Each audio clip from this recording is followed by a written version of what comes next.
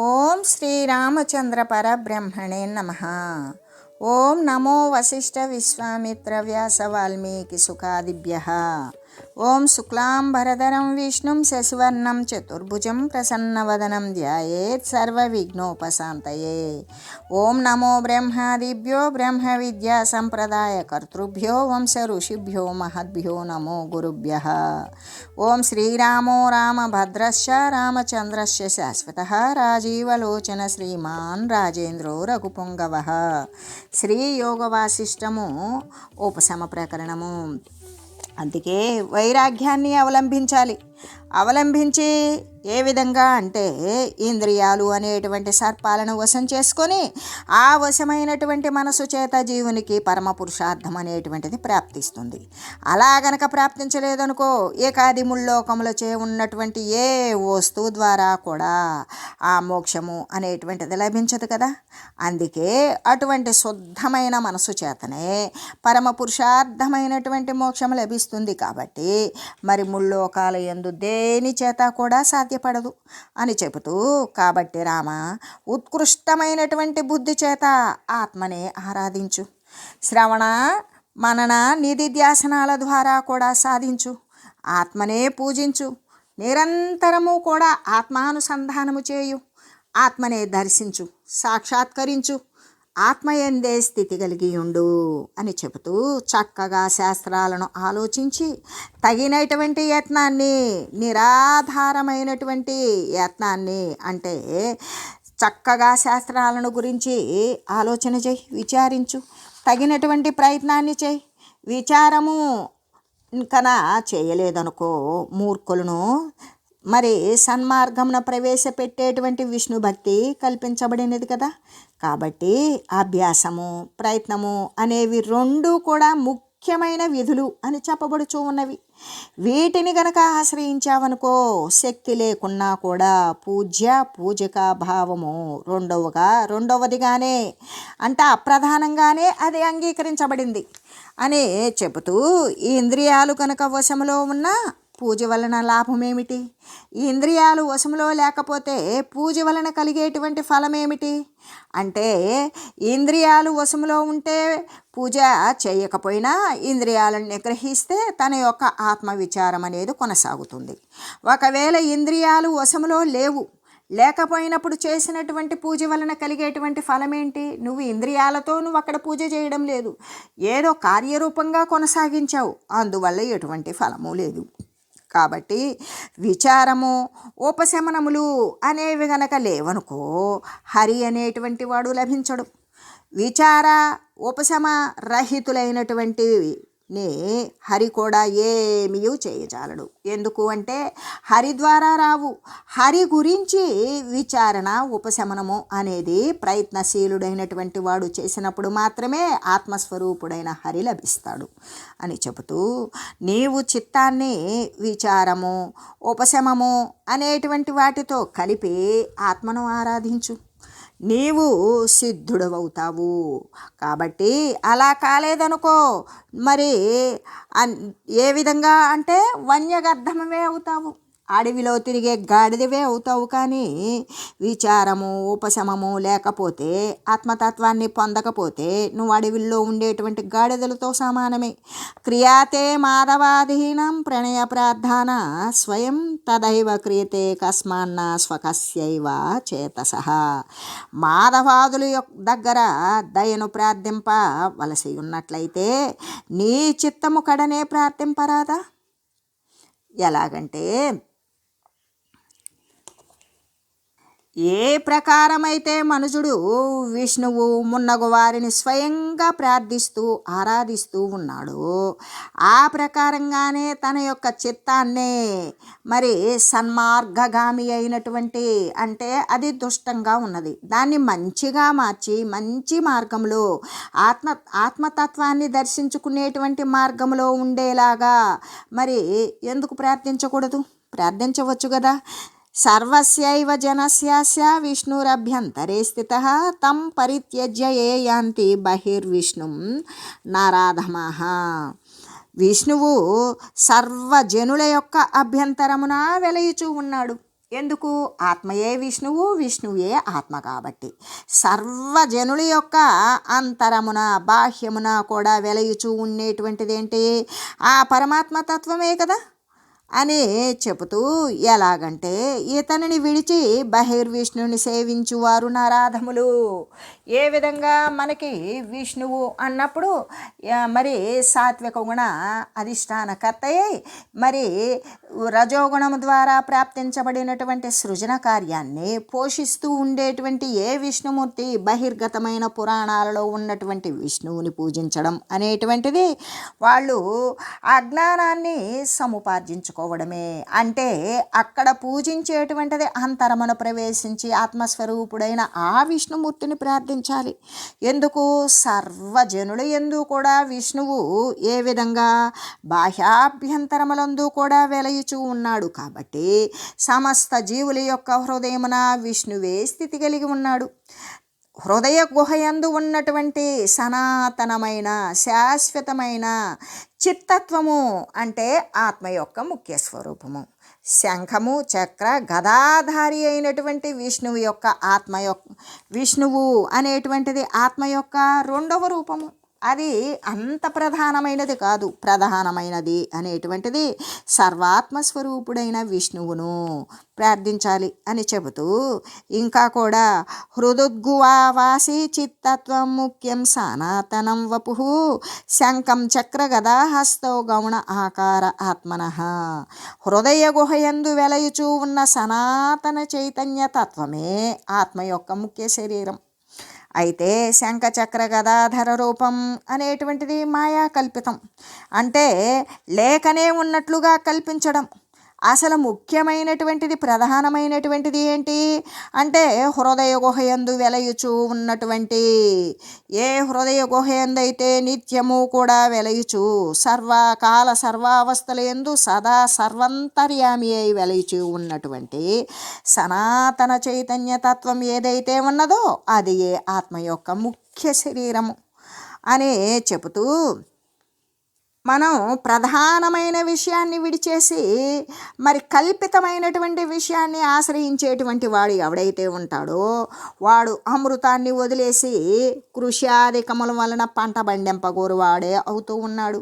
సహజంగా లభించేటువంటి అమృతాన్ని వదిలి కృషి మరి ఇటువంటివన్నీ కూడా మొదలైన పనులు చేసి దాని చేత పంట పండించాలి అని కోరేవాడే అవుతాడు. అంటే ప్రధానమైన దానిని వదిలేసి అప్రధానమైన దానిని ప్రధానంగా తీసుకోవడం అనేటువంటి విషయాన్ని గురించి తెలియజేస్తూ, రఘునందన ఆత్మవివేకాన్ని పొందకుండా మరి మోహాజనితమైనటువంటి మోహము ఉత్పన్నమగు చిత్తానికి వసుడై సుందరమైనటువంటి ఆత్మతత్వాన్ని మనసున పాదుకొల్పజాలనటువంటి చంచల చిత్తుడు శంఖచక్ర గదాధారి యొక్క పరమేశ్వరుణ్ణి అర్చిస్తాడు అని చెబుతూ, రాఘవ విష్ణుని యొక్క బాహ్యమూర్తి పూజయగు కష్టకరమగు తపస్సు చేసి వైరాగ్యాన్ని మరి సంపాదించగా క్రమంగా కూడా చిత్తము అనేటువంటిది నిర్మలమైపోతుంది.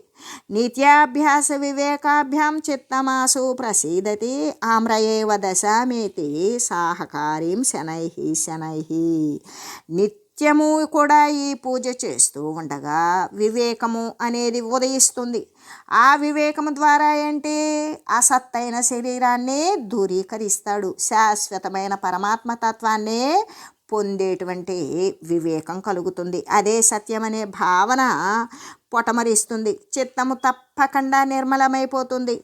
ఆమ్రం అంటే ఏ బీజమైతే ఉంటుందో ఆ బీజమే పుష్ప ఫలాలు కూడినటువంటి వాసనతో కూడి వెదజల్లుతుంది కదా అని చెబుతూ, అంతేకాదు మామిడి చెట్టు అనేటువంటిది మెల్లమెల్లగా పుష్పాలు ఫలాలు అనేటువంటిదే ఇస్తుంది కదా. ఎలాగంటే మరి పుష్పాలు ఫలాలు సుగంధమైన వాసనలతో కూడినటువంటి స్థితిని పొందినట్లుగానే నిరంతరమైనటువంటి అభ్యాస వివేకాల చేత మనుషుని యొక్క చిత్తము కూడా నిర్మలంగా తయారవుతుంది అని చెబుతూ, హరిశోధన శాస్త్రముల యందు చెప్పబడినటువంటి హరిపూజా ఫలము ఆత్మ తన అంతట తానే పొందుతూ ఉంటుంది. ప్రతిభావంతుడు విష్ణుని కడ నుండి పొందేటువంటి వరం కూడా అతని యొక్క అభ్యాస వృక్షం యొక్క ఫలమే, అంతేకాని అనుకోకుండా అకస్మాత్తుగా వచ్చి పడేటువంటిది కాదు అని చెబుతూ సర్వేషాం ఉత్తమ స్థానం సర్వాసాం చిరసంపదాం స్వమనో నిగ్రహో భూమిర్భూమి సస్యశ్రియామివ. భూమి సస్య సంపదలకు ఆకరమైనట్లుగానే, ఏ విధంగా అంటే ఈ యొక్క పంటలకు అన్నింటికీ కూడా నిలయమై ఉన్నట్లుగానే ఈ మనోనిగ్రహమే సర్వ సంపదలకు కూడా సర్వస్థానాలకు కూడా ఆధారమై ఉన్నది అని చెబుతూ, ఎలాగంటే సస్యాలకు పంటలకు భూమి ఉత్పత్తి స్థానమే కదా, అది అట్లా అయ్యున్నట్లుగానే పరమ పురుషార్థ రూపమైనటువంటి ఉత్తమ స్థితి యందు ఉన్నటువంటి వారందరికీ కూడా, అంటే బ్రహ్మాదులు మొదలుకొని కూడా చిరకాల సంపదలు అన్నింటికీ కూడా మరి వాని యొక్క మనోనిగ్రహమే హేతువై ఉంటుంది, కానీ మరొకటి కానే కాదు అని చెబుతూ, ఎలాగంటే భూమిని త్రవ్వేటువంటి వారికి రాతిని కొట్టే వారికి కూడా మనోనిగ్రహమే కార్యసిద్ధికి ఉపాయమగుచూ ఉన్నది, కానీ వేరొక ఉపాయం లేదు కదా.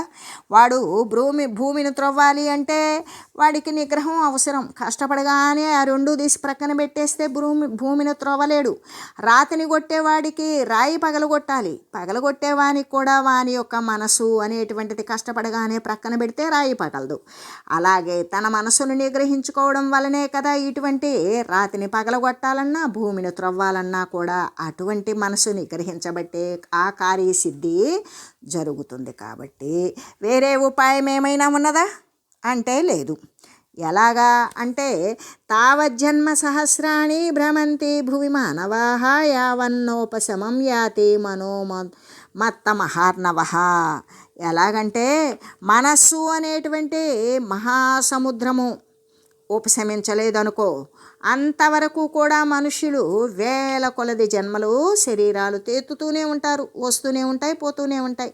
ఈ భూమండలమునందు పరిభ్రమిస్తూనే ఉంటారు, అంటే వస్తూ పోతూ ఉంటారనమాట. శాశ్వతమైనటువంటి రాకపోకలం. ఎంతవరకైతే మనస్సు అనేటువంటిది కల్లోలిత మహాసముద్రము శాంతి నొందలేదు, అంతవరకు కూడా మహాజనులు మరి అంతవరకు కూడా మనుజులు ఈ ప్రపంచమునందు వేల కొలది శరీరాలు ధరిస్తూనే ఉంటారు. బ్రహ్మ, విష్ణువు, రుద్రుడు మొదలైనటువంటి వారు చిరకాలము పూజింపబడుతూ ఉన్నప్పటికీ కూడా, వారికి ప్రేమ ఉన్నప్పటికీ కూడా మనోవ్యాధి అనేటువంటి ఉపద్రవము నుండి వారు మనల్ని రక్షింపలేరు. ఎందుకు అంటే మనోవ్యాధికి చికిత్స ఏంటి అంటే వాని యొక్క కర్తవ్యమే. ఎవరి మనసు బాధపడుతుంటే వారి మనసు వారు మాత్రమే సేద తీర్చగలరు, వారు మాత్రమే ఆ మనసుని ఉపశమింపజేయగలరు. కానీ ఒకరి మనసుకు మరొకరు వైద్యులు కాలేరు అయినట్లుగానే మరి ఇక్కడ మనోవ్యాధికి చికిత్స అనేటువంటిది వాని యొక్క కర్తవ్యమే. ఇతరులు అనేటువంటి వారు ఏమీ కూడా చేయజాలరు అని చెబుతూ, ఆకార భాసురం త్యక్త్వా బాహ్యమాంతరమప్యజం కురు జన్మ క్షయాయాసు సంవిన్మాత్రైక చింతనం. అందువలన ఈ ఇంద్రియాంతఃకరణమైనటువంటి అంటే ఈ ఇంద్రియాలకు అంతఃకరణ గమ్యాలు ఏంటి అంటే బహిర్విషయాలు. ఆ అంతఃకరణ విషయాలకి ఆ ఇంద్రియాల అంతఃకరణాలకి గమ్యాలేంటి అంటే బహిర్గతమైన విషయాలు. ఏ విధంగా మనసు దృశ్యం వైపుకు పోతుంది, బుద్ధి పోతుంది, చిత్తము పోతుంది, అహంకారం తాను కాని వస్తువును తాను అని ఆపాదించుకుంటుంది. ఇవన్నీ ఇంద్రియాల యొక్క అంతఃకరణ గమ్యాలేంటి అంటే బహిర్గతమైనటువంటి విషయాలను వెళ్ళిపోతుంది.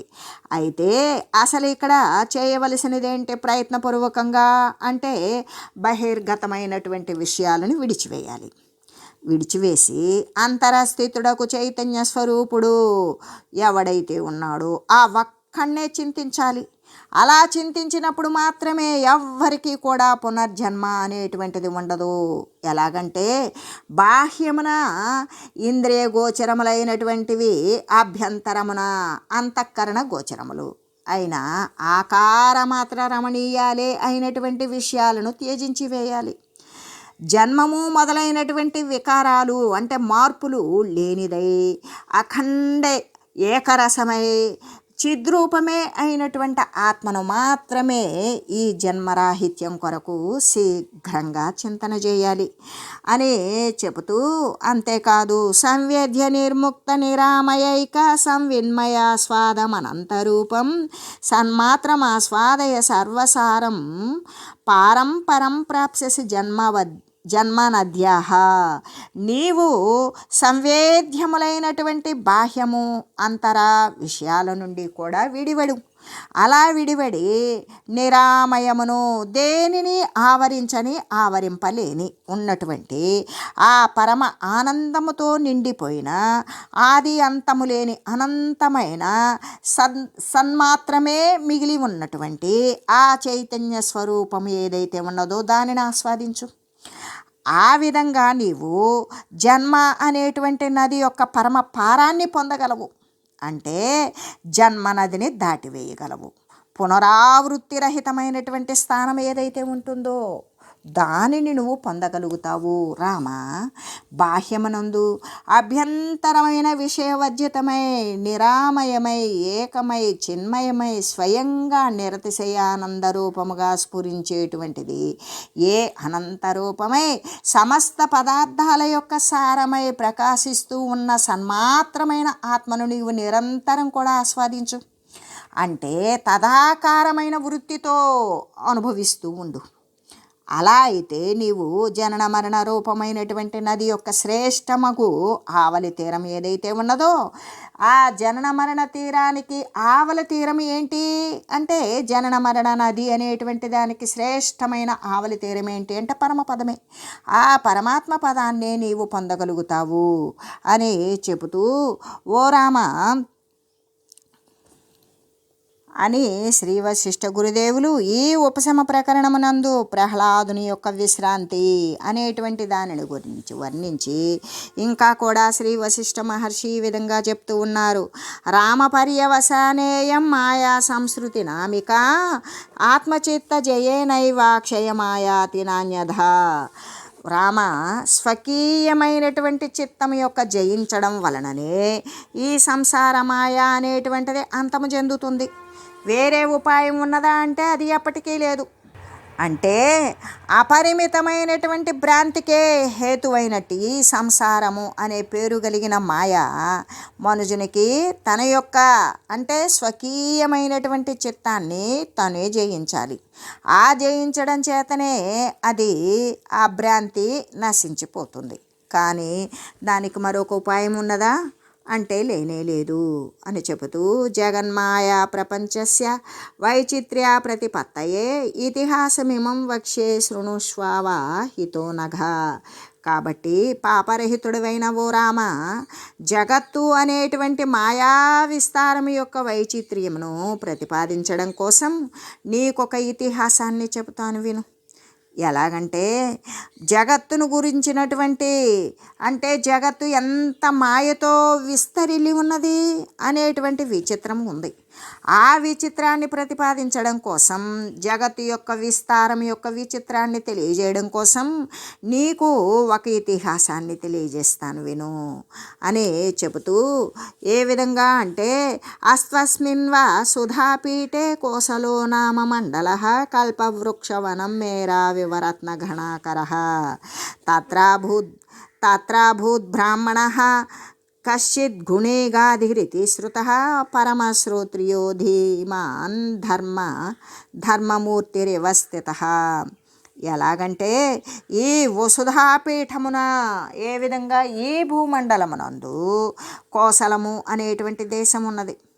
అది మేరు కల్పవృక్షమునకు ఆకరమైనట్లుగానే అంటే మేరు పర్వతాలకు కల్పవృక్షాలకు కూడా నిలయమైనట్లుగానే రత్నగణాలకు కూడా ఆకరమై ఉన్నట్లుగానే అక్కడ గాధి అనేటువంటి గుణశాలి అయినటువంటి బ్రాహ్మణుడు నివసిస్తూ ఉన్నాడు. ఆ బ్రాహ్మణుడి పేరేంటి? గాధి. అతను ఎటువంటి వాడు అంటే వేదవేత్త, బుద్ధిమంతుడు అయిన ఆ బ్రాహ్మణుడు ధర్మమూర్తిలాగానే అక్కడ కనబడుతూ ఉన్నాడు. అక్కడ అలా ఒప్పారుచూ ఉన్నాడు. అయితే నిష్కలంకమును స్వచ్ఛమును అయినటువంటి శరదాకాశమున జగన్మండలము శోభించినట్లుగానే వర్షాలు మంచు లేని కాలంలో శరత్కాలంలో శోభించేటువంటి వెలుగులాగానే నిర్మలంగా ఉన్నాడు ప్రకాశిస్తూ. ఆ బ్రాహ్మణుని చిత్తము బాల్యము నుండి కూడా విషయ విరక్తిని పొందడం వలన అతడు పరమశోభను పొందుతూ ఉన్నాడు. అతడు బాల్యం నుండి కూడా విషయాల పట్ల ఏపాటి ఆసక్తి లేకుండా ఉన్నాడు. అంటే ఈ భూలోకమున కోసలమనే దేశం ఉన్నది. అది మేరు కల్ప వృక్ష సమానమైనటువంటి ఆకారమైనట్లుగానే రత్నగణాలకు కూడా నిలయమై ఉన్నట్లుగానే ఉన్నది. అక్కడ గాది అనేటువంటి గుణశాలి అయినటువంటి బ్రాహ్మణుడు నివసిస్తూ ఉన్నాడు.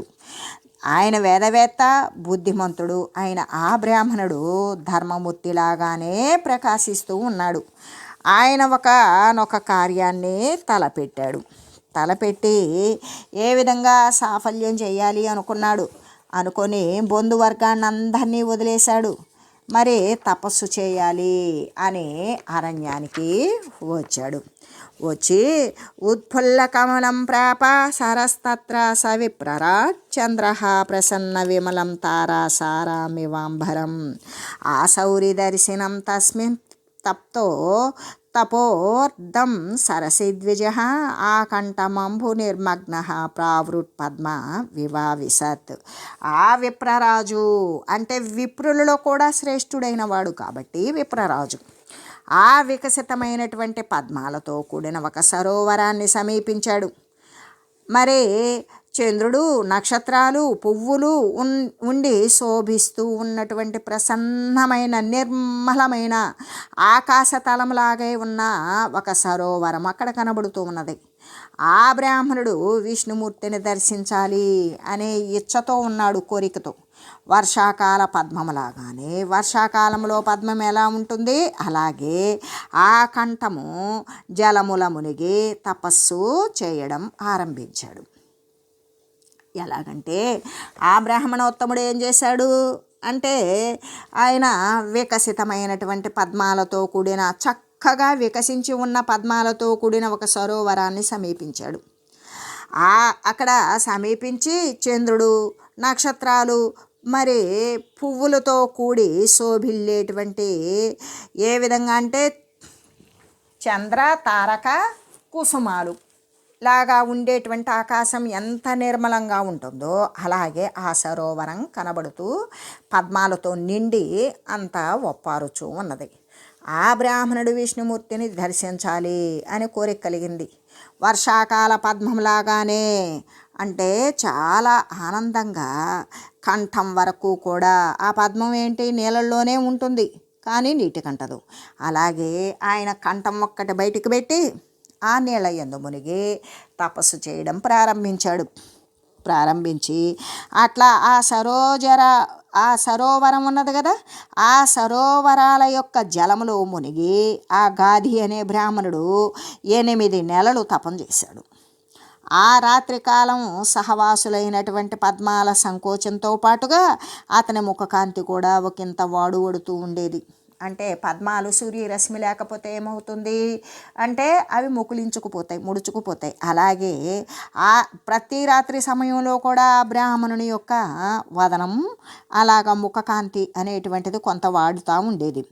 అధైవం తపస తప్త మా జగామైకదా హరి విదాఘాతం ఘనశ్యామ ప్రావృషీవ ధరాతలం. ఆ తర్వాత వర్షం యొక్క ఆరంభమున నిదాఘత పిత మరి తరాతలమునకు సునీల మేఘము వచ్చినట్లుగానే శ్రీహరి ఒకానొక సమయమున ఆ తపస్తప్తుడు ఆ బ్రాహ్మణుని కడకు వచ్చాడు. ఎలాగా అంటే అలా 8 నెలలు చేసిన తర్వాత ఏం చేసింది, సూర్యరశ్మి చేత తప్తమైనటువంటి ధరాతలానికి వర్షాకాలం ఆరంభించినట్లుగానే ఈ సునీల మేఘము అరుదించినట్లుగానే మరి విష్ణువు ఒకానొక సమయంలో ఆ తపస్సు చేసేటువంటి బ్రాహ్మణుడు దగ్గరకు వస్తే అప్పుడు భగవంతుడు అంటున్నాడు, విప్ర నీటి నుండి లెమ్ము, నీకు ఇష్టం వచ్చినటువంటి వరాన్ని తీసుకో అడుగు, నీ యొక్క తపోవృక్షము అంటే నీ తపస్సు ఫలించింది అన్నాడు. అప్పుడు బ్రాహ్మణుడు అంటున్నాడు, ఏమని? అసంఖ్య జగత్తుల నివసించు ప్రాణుల యొక్క హృదయము అనే పద్మమున వెలయు 9వ నీవు. కాబట్టి ఈ 3 జగత్తులు అనబడే పద్మమునకు నిలయమైనటువంటి సరోవరానివే నీవు ఓ విష్ణు. అటువంటి నీకు నమస్కారము. మాయామిమాం త్వద్రచితాం భగవన్ పారమాత్మికీం ద్రష్టుమిచ్చామి సంసారానాం నీమాంధ్యైకకారిణీం. ఓ భగవంతుడా, మాయందు ఓ భగవంతుడా, పరమాత్మయందు మీ వలన కల్పింపబడిన సంసారమాయను నేను దర్శించాలి అని అనుకుంటున్నాను. ఈ సంసారము అనేటువంటిది పరమాత్మని యొక్క మాయ వల్లనే వచ్చింది అని చెబుతూ, ఎలాగంటే పరమాత్మ సంబంధమైనది, మీ వలన కల్పించబడింది. కాబట్టి ఈ సంసార మాయ ఎటువంటిదో నేను తెలుసుకోవాలి, నేను చూడాలి అనుకుంటున్నాను అని అడిగాడు అని శ్రీ వశిష్ఠ గురుదేవులు ఇమాం ద్రక్ష్యసి మాయాం త్వం తం తతత్వక్ష్యసి తేత్యజ ఉక్త్యా యయా వదుదృశ్యత్వం గాంధర్వామిమ పత్తనం. అప్పుడు వశిష్ఠులు చెప్తూ ఉన్నారు, భగవంతుడైనటువంటి నీవు ఈ మాయను దర్శింపగలవు. భగవంతుడు అంటున్నాడు, నీవు ఈ మాయను చూడగలవు, తర్వాత దీనిని వదిలివేయి అని పలికి గంధర్వ నగరంలాగానే అదృశ్యుడైపోయాడు. ఆ బ్రాహ్మణుడు ఏం కోరాడు అంటే, నీ ద్వారా వ్యాపించబడినటువంటి ఈ మాయా జగత్తుని నేను చూడాలి అన్నాడు. భగవంతుడేమన్నాడు, నీవి మాయను దర్శించగలవు, తర్వాత దీనిని త్యజింతువు, దానిని వదిలివేయు అని పలికి కనబడని నగరానికి ఆయన వెళ్ళిపోయాడు.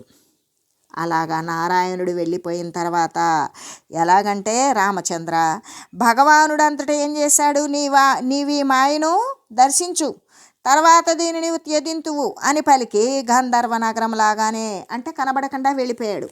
నారాయణుడు వెళ్ళిపోయిన తర్వాత గాధి నీటి నుండి లేచాడు.